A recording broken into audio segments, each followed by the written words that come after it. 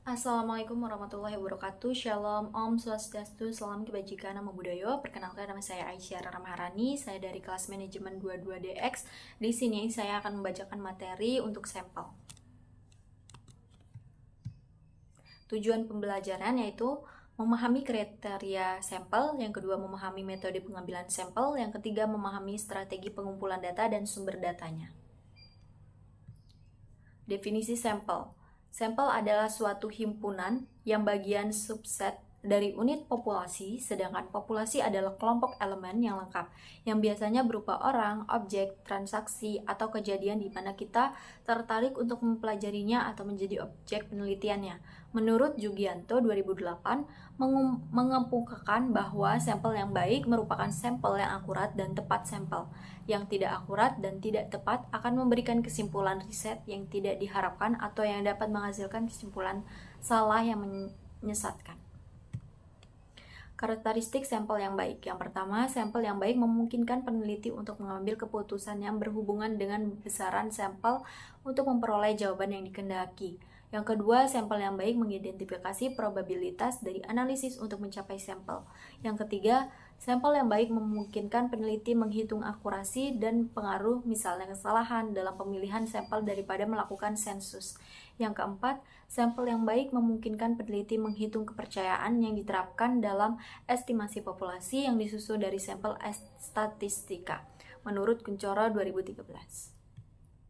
Kemudian ada metode pengambilan sampel. Proses pemilihan sampel merupakan suatu rangkaian kegiatan yang berurutan. Yang pertama itu ada penentuan target populasi, yang kedua penentuan kerangka pemilihan sampel, yang ketiga menentukan metode pemilihan sampel, yang keempat penentuan prosedur pemilihan jumlah sampel, yang kelima penentuan jumlah sampel, dan yang keenam pemilihan unit sampel aktual. Yang terakhir pelaksanaan penelitian. Metode pengambilan sampel. Menurut Jugianto 2008, ada dua metode pengambilan sampel, yaitu pengambilan sampel berisi probabilitas atau pemilihan secara random. Yang kedua, pengambilan sampel secara non-probabilitas, pemilihan non-random. Metode pengambilan sampel berbasis probabilitas. Random sederhana. Pengambilan sampel random sederhana simple random dilakukan dalam mengambil secara langsung dari populasi invas secara random. Yang kedua, kompleks.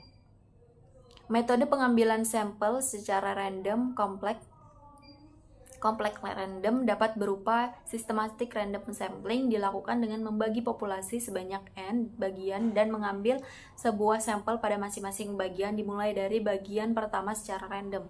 Cluster sampling dilakukan dengan membagi populasi menjadi beberapa grup bagian.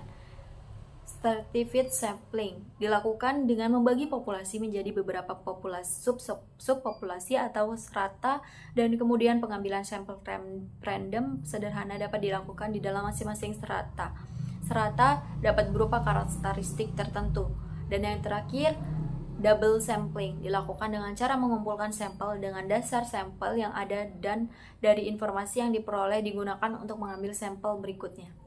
Metode penelitian sampel berbasis non-probabilitas. Yang pertama, confused sampling, yaitu pengambilan sampel secara nyaman dilakukan dengan memilih sampel bebas sekehendaknya perisetnya.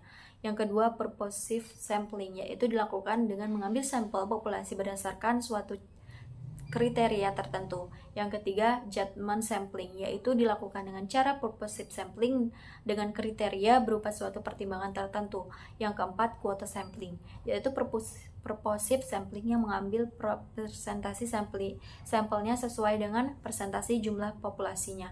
Yang kelima, snowball sampling, yaitu dilakukan dengan mengumpulkan sampel dari responden yang berasal dari referensi suatu jaringan, misalnya lewat news group di internet.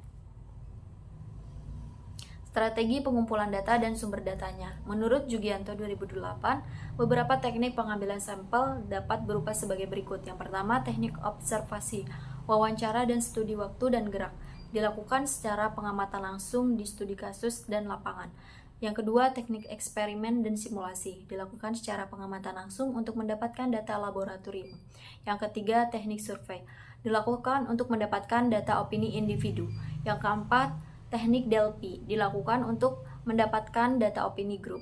Yang kelima, teknik analisis AC atau konteks analisis dilakukan untuk mendapatkan data arsip primer.